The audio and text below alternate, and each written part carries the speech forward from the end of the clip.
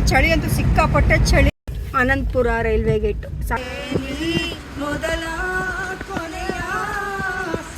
Guys, signal ಬಿತ್ತು guys ನೋಡಿ.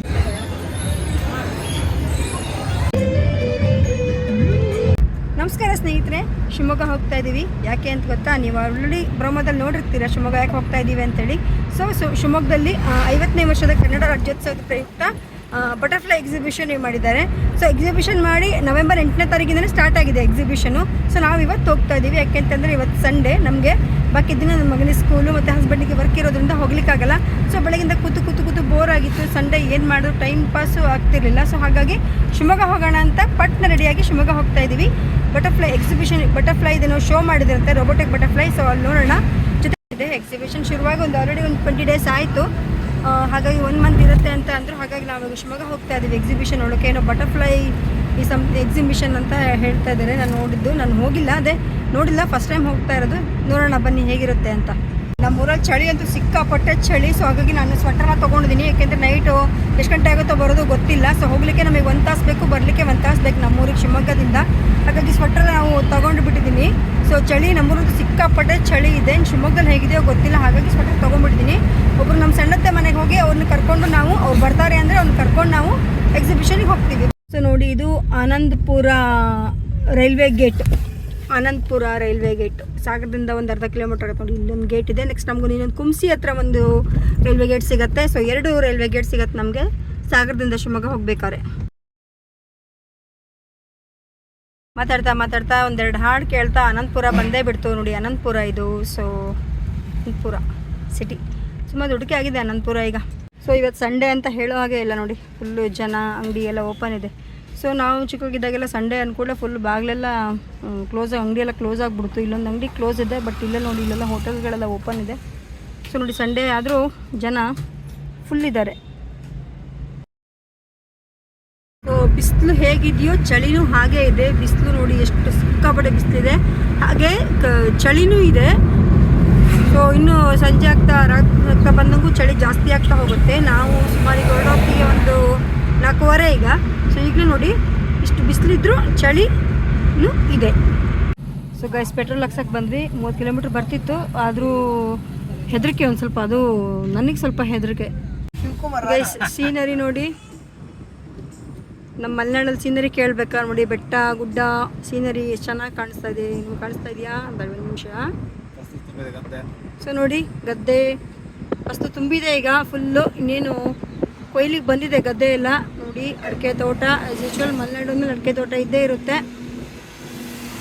ಇದು ಚೋರಡಿ ಕ್ರಾಸು. ಮುಂಚೆ ಈ ಕಡೆ ಇಲ್ಲೆಲ್ಲ ಒಂದು ರಸ್ತೆ ಇತ್ತು, ಇದೆ ಈ ರಸ್ತೆ. ಸೊ ಇಲ್ಲಿ ಆಕ್ಸಿಡೆಂಟ್ಗಳು ಸಿಕ್ಕಾಪಟ್ಟೆ ಆಗುತ್ತೆ, ಹುಷಾರಾಗಿ ಹೋಗಬೇಕು. ಹಾಗಾಗಿ ಇಲ್ಲಿ ದೊಡ್ಡ ರಸ್ತೆ ಮಾಡಿದ್ದಾರೆ. NH ಆಗಿರೋದ್ರಿಂದ ದೊಡ್ಡ ರಸ್ತೆ ಮಾಡಿದ್ದಾರೆ ಈಗ. ಸೊ ಇದು ಸೇತುವೆ, ಚೋರಡಿ ಸೇತುವೆ ಅಂತ ಹೇಳ್ತಾರೆ. ಇಲ್ಲಿ ಹೋಗ್ಬೇಕಾದ್ರೂ ಅಷ್ಟೇ, ಬರಬೇಕಾದ್ರೂ ಅಷ್ಟೇ ಸ್ವಲ್ಪ ಸೇಫಾಗಿ ಬರಬೇಕು. ಯಾಕೆ ಅಂತಂದರೆ ತುಂಬ ಆಕ್ಸಿಡೆಂಟ್ಗಳು ಆಗಿದ್ದಾವೆ ತುಂಬ. ಅಲ್ಲಿ ಬೋರ್ಡ್, ಈ ಕಡೆಯಿಂದನೂ ಒಂದು ಬೋರ್ಡ್ ಹಾಕಿದ್ದಾರೆ, ಆ ಕಡೆಯಿಂದ ಬೋರ್ಡ್ ಹಾಕಿದ್ದಾರೆ, ಸೇಫ್ ಝೋನ್, ಆಕ್ಸಿಡೆಂಟ್ ಝೋನ್ ಅಂತ ಹೇಳ್ಬಿಟ್ಟು, ಸೇಫಾಗಿ ಓಡಿಸಿ ಅಂತ ಹೇಳ್ಬಿಟ್ಟು. ಸೊ ಈಗ ಆ ಕಡೆನೂ ಒಂದು ಕರ್ವಿಂಗ್ಸ್ ಬರುತ್ತೆ, ಈ ಕಡೆ ಕರ್ವಿಂಗ್ಸ್ ನೋಡಿದೆ. ಹಾಗಾಗಿ ಇಲ್ಲಿ ಕಾರ್ ಸ್ವಲ್ಪ ನೀವು ಬರೋದಾದರೆ ಸೊ ಸೇಫಾಗಿ ಬನ್ನಿ.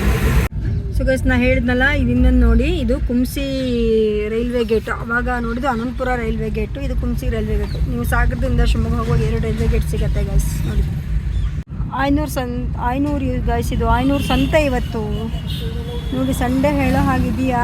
ಇಲ್ಲ ನೋಡಿ, ಎಲ್ಲ ಓಪನ್ ಆಗಿದೆ. ಸೊ ನೋಡಿ, ಆಯ್ನೂರು ಗೈಸ್ ಇದು. ಸೊ ಆಯ್ನೂರು ರೀಚ್ ಆದ್ವಿ. ಇಲ್ಲಿಂದ ಎಷ್ಟು ಕಿಲೋಮೀಟ್ರಿನ ಆಯ್ನೂರಿಗೆ? ಇಲ್ಲಿ 500ರಿಂದ ಶಿವಮೊಗ್ಗಕ್ಕೆ ಇನ್ನು 20 ಕಿಲೋಮೀಟ್ರ್ ಅಷ್ಟೇ ಗೈಸ್. ಶಿವಮೊಗ್ಗ ಬಂದುಬಿಡ್ತು ನೋಡಿ. ಎಷ್ಟು ಜನ ಇದ್ದಾರೆ, ಎಷ್ಟು ಟ್ರಾಫಿಕ್ ಇದೆ ಫುಲ್ಲು. ಗೈಸ್ ನೋಡಿ, ನಾವು ಮಾತಾಡ್ತಾ ನಾವು ಶಿವಮೊಗ್ಗ ಎಂಟ್ರಿ ಕೊಟ್ಟೇ ಬಿಟ್ವಿ ನೋಡಿ. ಶಿವಮೊಗ್ಗ ಎಂಟ್ರಿ ಆಯ್ತು ಈಗ. ಸೊ ಗೈಸ್, ನಮ್ಮೂರಲ್ಲಿ ಸಿಂಹಧಾಮ ಇದೆ, ತಾವರೆಕೊಪ್ಪ ಅಂತ. ಅಲ್ಲಿ ಹುಲಿ, ಸಿಂಹ, ತುಂಬ ಪ್ರಾಣಿಗಳಿದ್ದಾವೆ. ಆದರೆ ನೀವು ಮಧ್ಯಾಹ್ನ ಮಾತ್ರ ದಯವಿಟ್ಟು ಬರೋಕ್ಕೆ ಹೋಗಬೇಡಿ. ಯಾಕೆಂತಂದರೆ ಬಿಸಿಲೊತ್ತಿಗೆ ಅವು ಊಟ ಮಾಡಿ ನಾವು ಹೇಗೆ ಮಲಗ್ತೀವೋ ಹಾಗೆ ಮಲಗಿರುತ್ತೆ. ಯಾಕೆಂದರೆ ಇದು ನನ್ನ ಅನುಭವದ ಮಾತು. ಹಾಗಾಗಿ ನಾವು ಮಧ್ಯಾಹ್ನ 3 ಗಂಟೆಗೆ ಹೋದವಾಗ ಫುಲ್ ಮಲಗಿಬಿಟ್ಟಿದ್ವಿ. ನಾವು ನಮ್ಗೆ ಯಾವ ಪ್ರಾಣಿಗಳು ಕಂಡಿರಲಿಲ್ಲ. ಹಾಗಾಗಿ ಒಂದು ಬೆಳಗ್ಗೆ ಬನ್ನಿ, ಇಲ್ಲ ಸಂಜೆ ಒಂದು 4:15 ಮೇಲೆ ಬಂದರೆ ನಿಮಗೆ ಪ್ರಾಣಿಗಳು ಸಿಗಬಹುದು ನೋಡಿ. ನಿಮ್ಗೆ ತೋರಿಸ್ತೀನಿ ತಾವರೆಕೊಪ್ಪ ಎಲ್ಲಿ ಬರುತ್ತೆ ಅಂತ ನೋಡಿ. ಇದೆಲ್ಲ ಅದೇ ಬೌಂಡರಿ, ಅಂದರೆ ಕಂಪೌಂಡು. ನೋಡಿ ಅಲ್ಲಿ ಬಂತೀಗ, ಅಲ್ಲಿ ಕಾಣಿಸತ್ತೀಗ ನೋಡಿ ಬಂತು. ಸೊ ಗೈಸ್, ಇದೆ ಹುಲಿ ಸಿಂಹಧಾಮದ ತಾವರಿಕೊಪ್ಪ ನಮ್ಮ ಶಿವಮೊಗ್ಗದಲ್ಲಿದೆ ಗೈಸ್. ನೀವೇನಾದ್ರು ಶಿವಮೊಗ್ಗ ಬಂದರೆ ಇದನ್ನ ವಿಸಿಟ್ ಮಾಡಲೇಬೇಕು ಗೈಸ್. ನೋಡಿ ಗೈಸ್, ನಾನು ಅವಾಗ ಹೇಳ್ದಂಗೆ ತಾವರಿಕೊಪ್ಪನಿಗೆ ನೀವು ಮಧ್ಯಾಹ್ನ ಬರೋಕ್ಕೆ ಹೋಗಬೇಡಿ.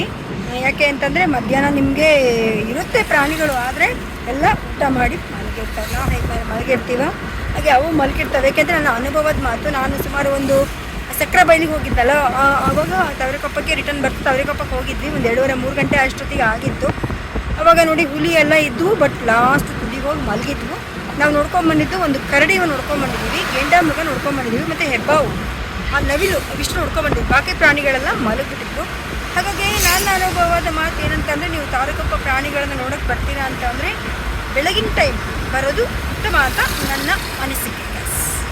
ಸೊ ನಮ್ಮ ಶಿವಮೊಗ್ಗನೂ ಬರ್ತಾ ಬರ್ತಾ ಬೆಂಗಳೂರು ಆಗತ್ತೆ ಅಂತ ಅನ್ಸುತ್ತೆ ನನಗೆ. ಅಂತಕ್ಕಂಥ ನೋಡಿ ಎಷ್ಟು ವೆಹಿಕಲ್ಗಳಿವೆ. ಸೊ ಸಿಗ್ನಲ್ ಬಿದ್ದಿದೆ,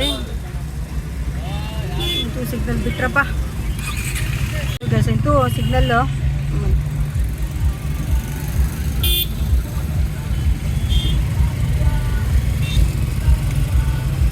ಆಲ್ಕೊಳ ಸರ್ಕಲ್ ಗೈಸ್, ಇದು ಇಲ್ಲಿದೆ. ಯಾರು? ಸೊ ಇದೆ ನಮ್ಮ ನಾದಿನಿ ಮನೆ. ನಮ್ಮ ನಾದಿನಿ ಊರಿಗೆ ಹೋಗಿದ್ದಾಳೆ, ಇದು ನಮ್ಮ ಅತ್ತೆ ಇದ್ದಾರಲ್ಲಿ. ಸೊ ಒಳಗೆ ಹೋಗೋಣ ಬನ್ನಿ, ಒಳಗೆ ಹೋಗೋಣ. ನಮ್ಮ ಅತ್ತೆ ಮನೆಗೆ ಬಂದಿದ್ದೀವಿ, ನಾಗರತತ್ತೆ ಮನೆಗೆ. ಅವರು ಇಲ್ಲಿ ಚಳಿ, ಅದಕ್ಕೆ ಸೊಟ್ಟ ಹಾಕೊಂಡಿದ್ರಲ್ಲ. ಈಗ ಇಲ್ಲಿಂದ ನಾವು ಎಕ್ಸಿಬಿಷನ್ಗೆ ಹೊರಡ್ತೀವಿ. ಅವ್ರಿಗೆ ಬನ್ನಿ ಅಂದರೆ ಅಂದ್ವಿ, ಅವ್ರು ಬರಲ್ಲ ಅಂದರು, ಚಳಿ ಪಾಪ, ಅಲ್ಲಿ ಸುಮಾರು ದೂರ ನಡಿಬೇಕು. ಹಾಗಾಗಿ ನಾವು ಇಲ್ಲಿಂದ ಹೊರಡ್ತೀವಿ. ಅತ್ತೆ ಬಾಯ್ ಬಾಯ್ ಮಾಡಿ. ಸೊ ನಾವು ಅಲ್ಲಿ ಅತ್ತೆಗೆ ಟಾಟಾ ಬಾಬೆ ಮಾಡಿ ನಾವು ಸೀದಾ ಎಕ್ಸಿಬಿಷನಿಗೆ ಬಂದ್ವಿ. ಇದು ಫ್ರೀಡಮ್ ಪಾರ್ಕ್ ಅಂದರೆ ರಾಜೇಂದ್ರ ನಗರ್ ಅಲ್ಲಿ ನಡೀತಾ ಇತ್ತು. ಸೊ ಹೆಸರಿಗೆ ತಕ್ಕಂತೆ ಒಂದು ರೋಬೋ ಬಟರ್ಫ್ಲೈ ಕೂಡ ಎಂಟ್ರೆನ್ಸಲ್ಲಿ ನಮಗೆ ವೆಲ್ಕಮ್ ಮಾಡ್ತಾ ಇತ್ತು. ಜನ ಆಲ್ರೆಡಿ ಬರ್ತಾ ಇದ್ದರು, ಆಮೇಲೆ ಜಾಸ್ತಿ ಆದರು ಜನ. ಸೊ ಎಂಟ್ರಿ ಫೀ ಒಬ್ಬರಿಗೆ 60 ರೂಪಾಯಿ ಇತ್ತು. ನಾವು ಕೂಡ ನೋಡಿ ಟಿಕೆಟ್ ತೊಗೊಳಕ್ಕೆ ಕ್ಯೂವಲ್ಲಿ ನಿಂತಿದ್ದೀವಿ. ಟಿಕೆಟ್ ತೊಗೊಂಡು ಆಮೇಲೆ ಸೀದಾ ಅಲ್ಲಿ ಒಬ್ಬ ಗೈಡ್ ಇರ್ತಾನೆ ಎಂಟ್ರೆನ್ಸಲ್ಲಿ. ಆ ಗೈಡ್ ಟಿಕೆಟ್ ಚೆಕ್ ಮಾಡ್ತಾನೆ, ಆಮೇಲೆ ಒಳಗೆ ಬಿಡ್ತಾನೆ. ಹಾಗೆ ನಾವು ಕೂಡ ಒಳಗೆ ಹೋದ್ವಿ.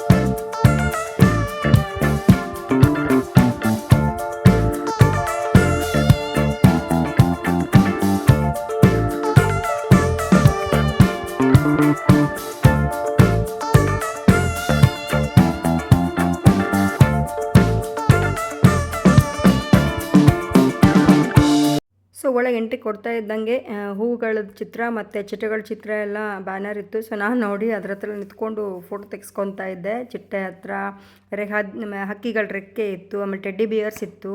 ಸೊ ಫೋಟೋ ತೆಗೆಸ್ಕೊಂಡೆ. ಸೊ ಒಳಗೆ ಎಂಟ್ರಿ ಕೊಡ್ತಾ ಇದ್ದಂಗೆ ವಾವ್, ಆ colourful lights, flowers and insects ಅಂದರೆ ರೋಬೋ ಇನ್ಸೆಕ್ಟ್ಸ್, ಇರುವೆ, ಸೊಳ್ಳೆ, ಜೇನುಹುಳ, ಜೀರುಂಡೆ, ಚೇಳು, ಇನ್ನು ಸುಮಾರು ಥರದ್ದು ರೋಬೋ ಇನ್ಸೆಕ್ಟ್ಸ್ ಇತ್ತು ನೋಡಿ ಅಲ್ಲಿ.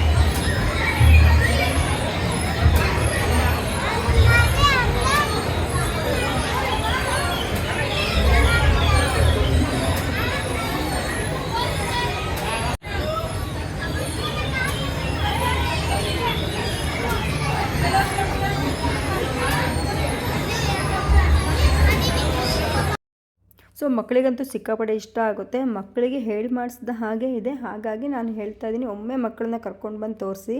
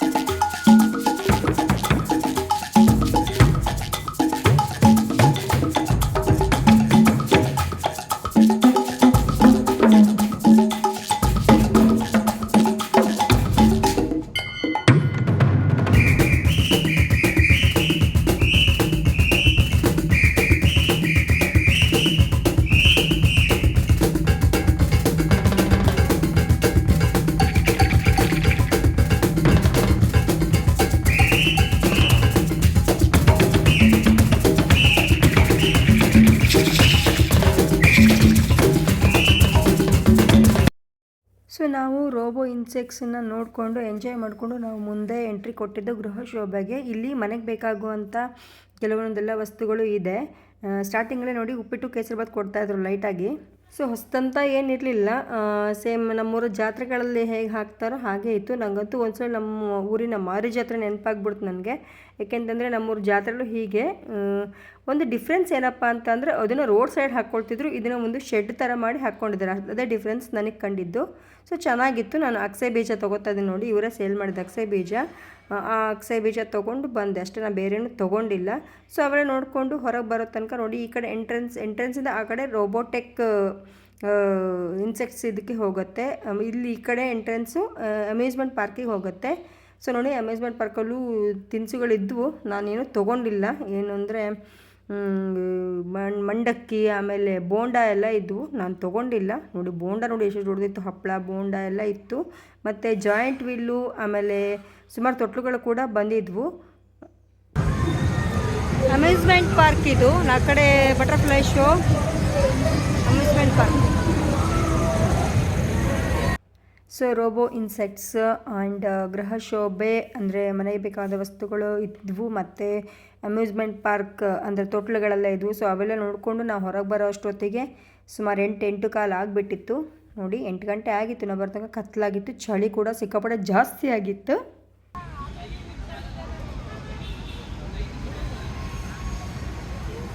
ಜನ ಜಂಗುಳಿ ಫುಲ್ಲು. ನಮ್ಮ ಮಾರಿ ಜಾತ್ರೆ, ನಮ್ಮ ಊರಿನ ಮಾರಿ ಜಾತ್ರೆ ನೆನಪಾಯ್ತು ನನಗೆ. ಮಾರಿ ಜಾತ್ರೆಲಿ ಏನೇನು ಐಟಮ್ಸ್ ಇದೆ ಹಾಗೆ ಐಟಮ್ಸ್ ಇದೆ, ಹೊಸದಂತ ಏನೂ ಇಲ್ಲ. ಸೊ ಬಟರ್ಫ್ಲೈ, ರೋಬೋಟಿಂದ ಮಾಡಿದ ಬಟರ್ಫ್ಲೈಸ್ ಅಂದರೆ ಚಿಟ್ಟೆಗಳು, ಆಮೇಲೆ ಇನ್ಸೆಕ್ಟ್ಸ್ಗಳಿದ್ವು. ಅಂದರೆ ಚೇಳು, ಸೊಳ್ಳೆ, ಜೇನುಹುಳ ಅವೆಲ್ಲ ಇದ್ವು. ಸೊ ಅವೆಲ್ಲಕ್ಕೆ 60 ರೂಪೀಸ್ ವರ್ತ್ ಅಂತ ಹೇಳ್ಬೋದು. ಬಟ್ ಬಜಾರ್ ನನಗೇನೋ ಅಷ್ಟೇನು ಇಷ್ಟ ಆಗಲಿಲ್ಲ, ಯಾಕೆಂದರೆ ನಾರ್ಮಲಾಗೆಲ್ಲ ಹೊರಗಡೆ ಸಿಗೋ ಅಂಥ ಐಟಮ್ಸ್ಗಳೇ ಸಿಕ್ಕಿದ್ವು.